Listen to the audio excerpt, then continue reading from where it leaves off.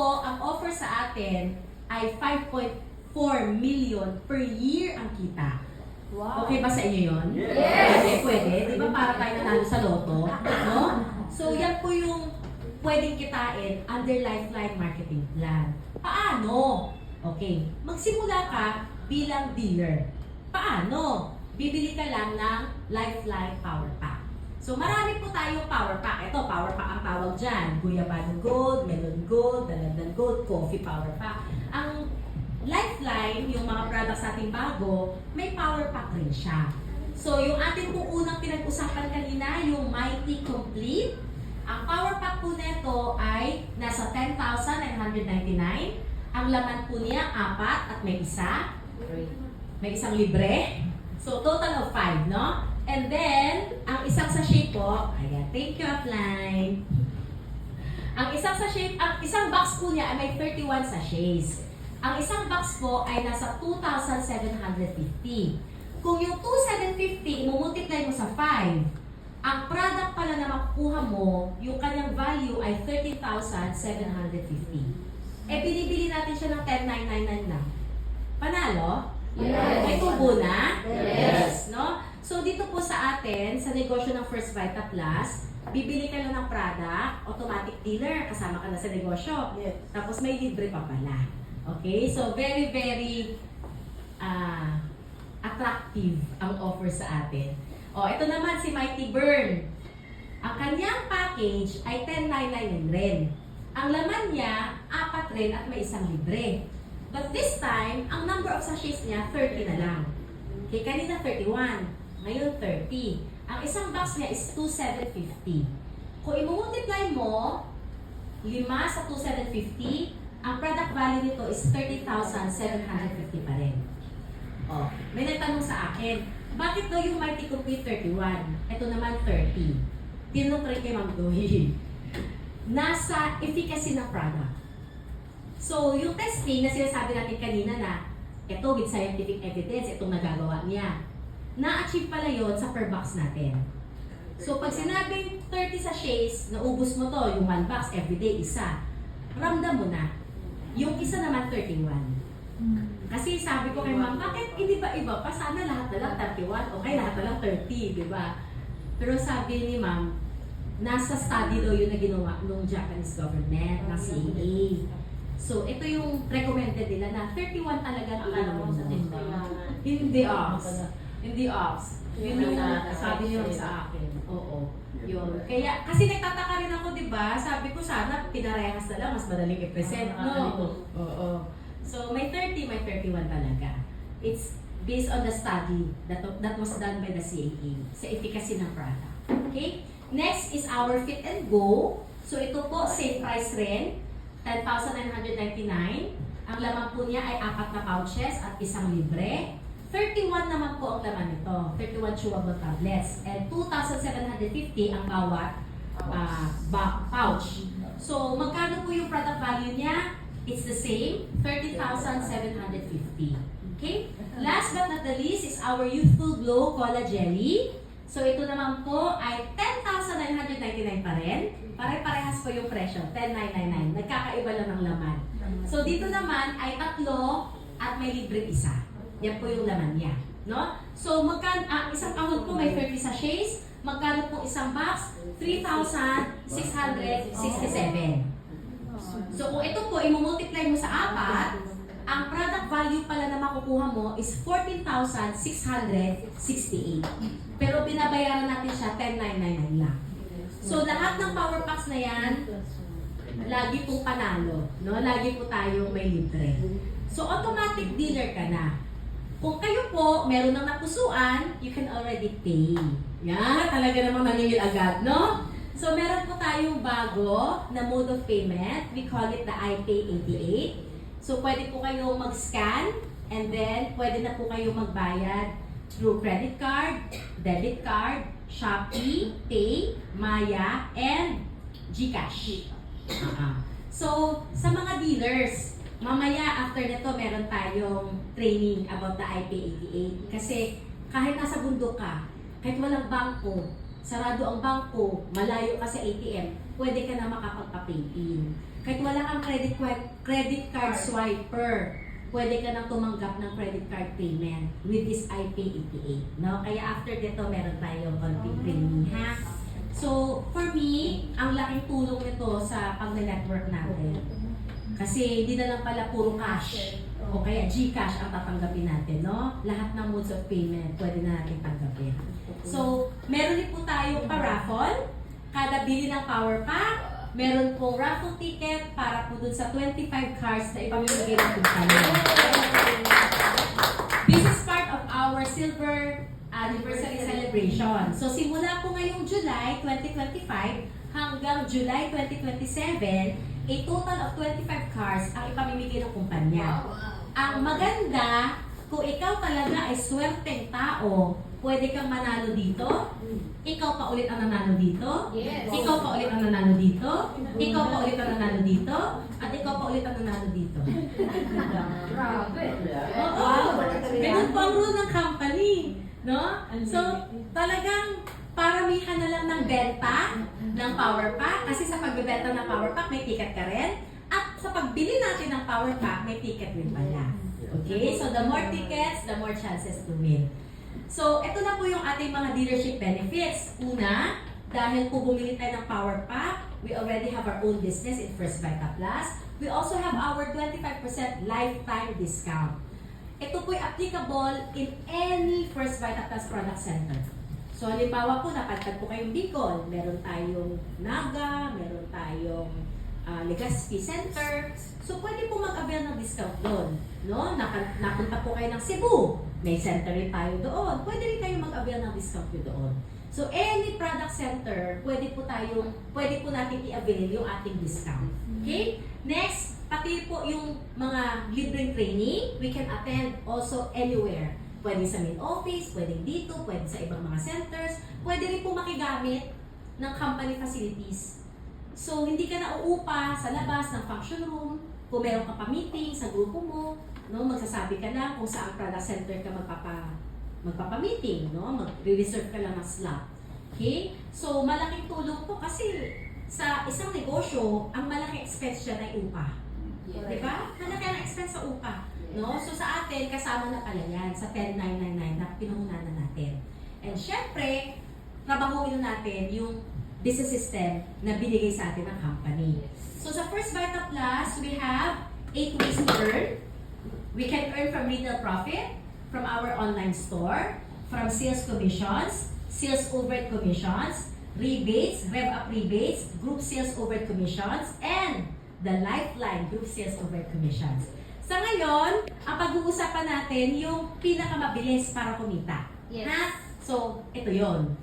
Unang-una kong ginawa nung bago ako, nagbebenta-benta po ako. So, meron po tayong catalog, pwede po nating ipakita sa mga kakilala natin para po makakuha tayo ng mga orders. Or, pwede rin naman mag-post na lang sa Facebook.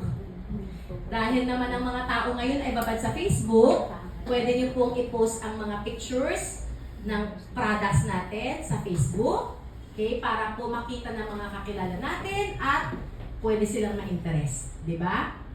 So, wala po itong quota. Kung may benta, may kita. Kung walang benta, it's okay. Try again tomorrow. No? Ganun po yung ating retail profit. Pangalawang income na finokus ko nung bago ako was the sales commission. So dito, sa bawat power pack pala na mabebenta natin, Lifeline man yan or other products, we get 500 pesos. This is unlimited.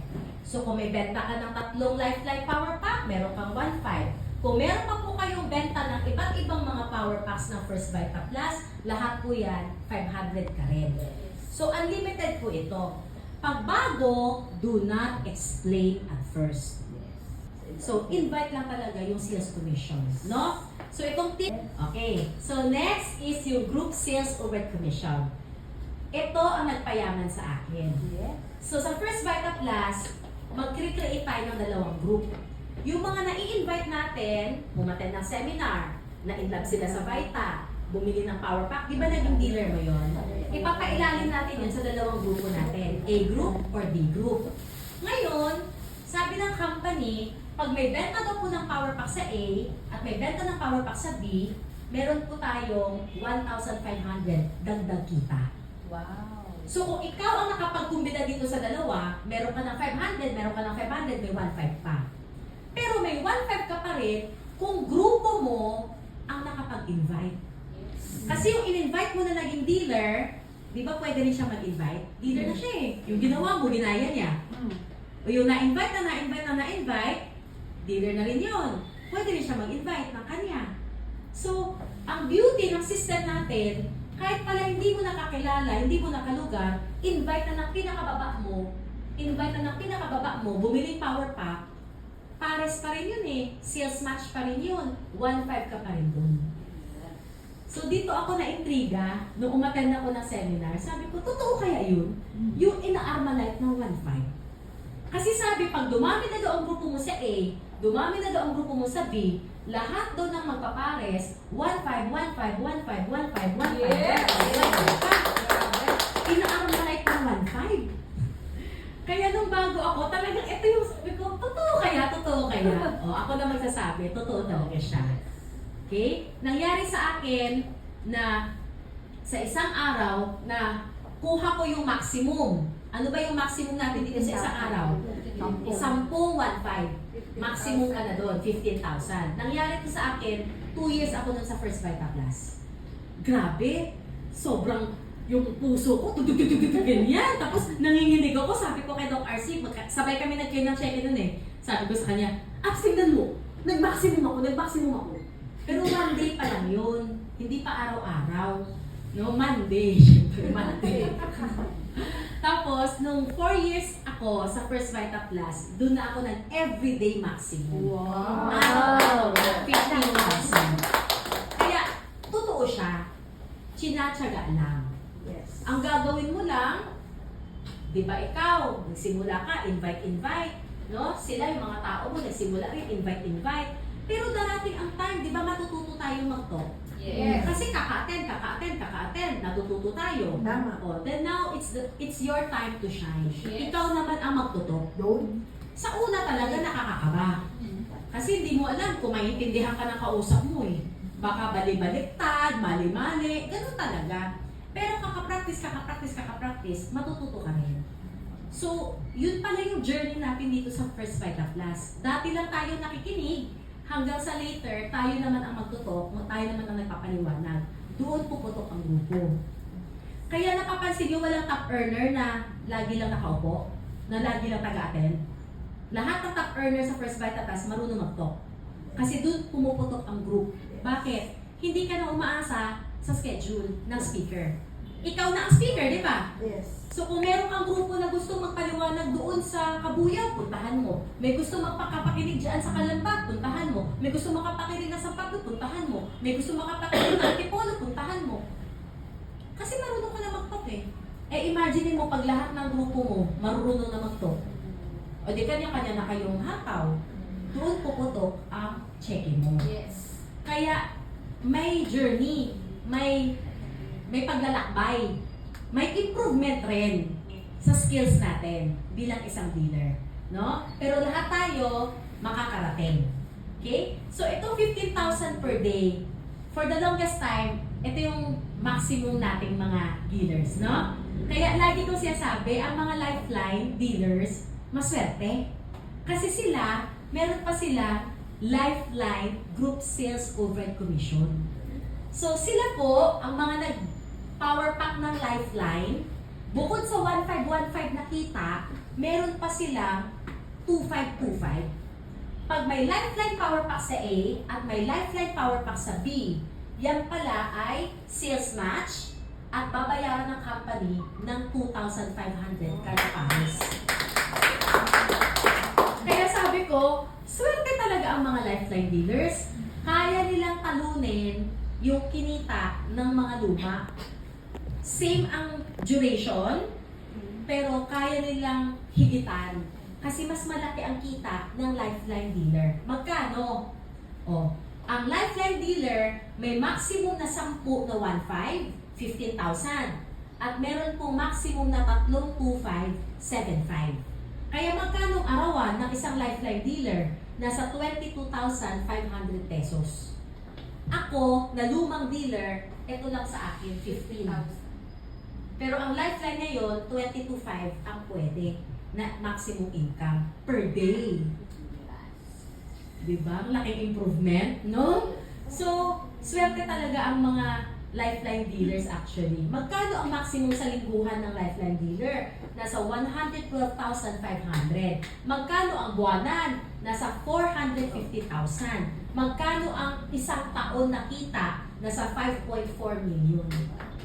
Yan ang offer ng First Vita Plus sa mga lifeline dealers. Ang good news, one-time capital. One-time lang ang pag-dealer. Ito yung negosyo na hindi mo kailangan maya-maya naglalabas ng pangkapital. No? So ako po, sa loob ng 20 years ko dito, I started January 7, 2004. Diyan po ako naglabas ng puhunan ko noon. January 7. Hanggang ngayon, yan pa rin lang nagpapacheck sa akin. Naka 88 million na ako dito sa loob ng 20 years. Kaya nga ito yung pinakatamang desisyon na ginawa ko sa buhay ko. So maliit ang puhunan. Tapos minsanan lang, isang beses lang. Maliit din ang overhead. Kasi wala talaga akong inupahang opisina eh. Nakiki-office ako dito sa Laguna, nakiki-office ako sa main office. Wala talaga akong inupahan. Kaya ang baba ng overhead, wala rin akong binabayarang payroll. Kasi lahat ng grupo kong chumicheque sa baba ko, hindi naman galing sa cheque ko yun eh. Galing naman yun sa company, di ba? Ang downlines ko, kikita rin ng mga 1.5 nila, kikita rin sila ng mga 500 nila. Pero hindi galing yun sa akin, hindi yung bawas sa akin. Kaya malaki talaga ang maiipon. No? So pag kayo po nagsimula ng kumita, mag-ipon. Ha? Baka kumita ng 5,000, ang gastos 5,000 rin. Mga 4,000 lang, magtabi ka naman ng 1,000. Okay? Kumita ka ng 100,000, sige, ubusin mo yung 80. Yung 20, dapat may matitira. Okay, dapat lagi may matitira. No? So, ako po dito, yung una kong ginawa, nung kumita na, ay magbayad ng utang. May mga utang ba kayo? Yes. Nung umatan ako ng seminar ng Vita, utang ko noon, mahigit 100,000. Ang sweldo ko noon, 15, isang buwan. Kailan ko malilinis yung 100?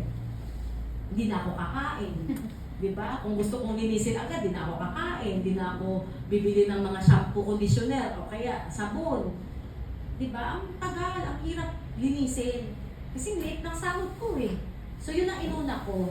No? Nung isa ako kumita dito, lahat yung tulak ko dun sa utang ko. And then, bumili ako ng mga insurance. Dati ako hindi believer ng insurance. Pag wala ka lang pera, last na last mo yung insurance. Diba? Pero pag meron ka ng pera, maiisip mo rin na kailangan pala natin ng insurance, lalo na layas tayo. Diba? Ang daming pwedeng mangyari sa biyahe natin, sa mga talks natin. No? So, kailangan natin ng insurance. Insurance ng kotse, insurance ng motor, insurance ng buhay natin, in case ma-aksidente tayo, matuluyan tayo. Dapat may insurance. No? Tapos, kumuha rin ako ng burial. Kasi, nung nag-office pa ako noon, meron akong office mate na yung kapatid niya na aksidente, namatay. 2 linggo kaming naglalamay. Tapos sabi ko sa office mate ko, sabi ko, hindi pala ililibing ang kapatid mo. May inaantay pa ba kayo? Ang sagot sa akin, kulang pa. Anong kulang? Kulang pa ang pampalibing. So doon ko naisip, sabi ko ayoko nang gano'n na naka-display ako gabi-gabi. Kasi hindi pa sapat ang donasyon at yung mga palaro. May palaro yan, di ba? Pagpatay. May partida pala dyan ang may patay. Tong. Oo. Tama. Tong ang tawag, no? May partida pala dyan yung patay. Kaya minsan, gustong-gusto ng mga nagpapalaro na may patay. Ikaw naman lupang malungkot, sila naman tuwang-tuwang, ay may patay o may palaro. Yan. So doon ko naisip, sabi ko, ayoko na ganun.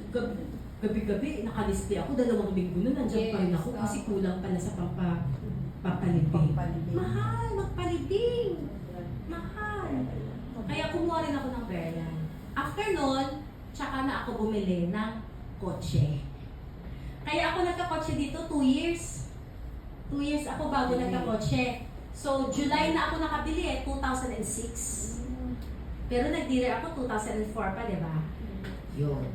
Kasi inuna ko muna yung mga adulting, you know. Kasi pag nagsimula ako maghulog, o di wala na akong pangkuha ng insurance, di ba? So yun, inuna ko muna yun. Tapos saka ako kumuha ng kotse. So ito yung pinakauna kong car, Honda City. Pangalawa, Toyota Fortuner. Pangatlo, top of the line, Toyota Fortuner. Pang-apat, Hummer H3. Pang-lima, Porsche Cayenne. Pang-anim, Volvo XC90. Yan. So simula dito, luxury car na ako. Ito nasa 5M. Ito nasa 6M. Ito nasa 5.5M. Yun. Makatikim naman ng kotse ng mayaman. Eh, single naman ako, di ba? Di gusto yun ng pera. Ay, grabe. Pero marami namang natitira. Sabi ko nga sa inyo, dapat lagi may matitira ha. So ako po, computed ko yan. Pag kumuha ako ng sasakyan, computed ko na kung magkano hulog, magkano kinikita ko, magkano matitira sa akin. No? And then, ito pa, nakapagpundar ako dito ng 5 condo units. Ang mga kasabayan ko dito, nagpatayo ng malalaking mga bahay. Eh dahil matagal akong single, sabi ko, kung bibili ako ng malaking bahay, ang dami kong lilinisin. Di ba? Kung hindi naman ako maglilinis, kailangan ko mag-hire ng mga maid. Di ba? Sabi ko, lalo ang gastos ko. Sabi ko, bibili na ako ng mga kondo para meron ako magiging paupa. So lahat to pre-selling noon. Hindi pa yan nakatayo, naguhulog na ako. Pero ngayon lahat, okay na, tayo na sila. Tapos fully paid na sila. Wow. So itong atap ko sa Makati, paupa ko to ngayon.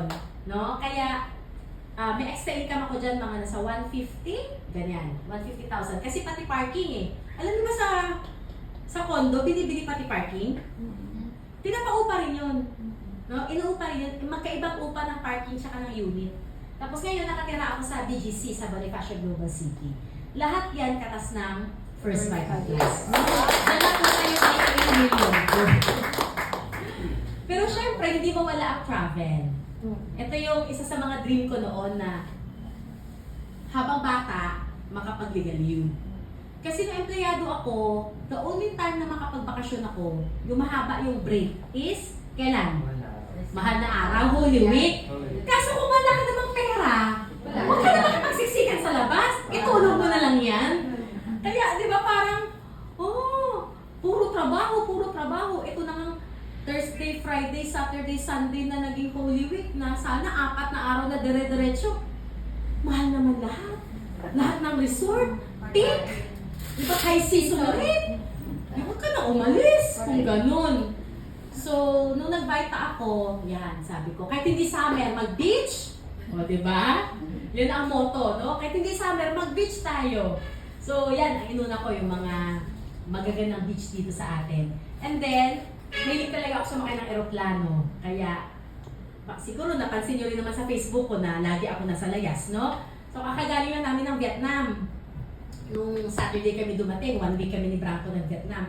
Sa April 4, we'll be leaving again for Korea. And then on June 14, mag-Tokyo, Japan kami. No? So every 2 to 3 months, meron talaga kami nakaschedule na biyahe. Para naman, habang kaya pa ng mga tuhod ko maglakad. Di ba? Kasi mahirap pag 70 na ako, 80 na ako, tsaka ako magtutur. Di ba? Hindi ko nakakayanin.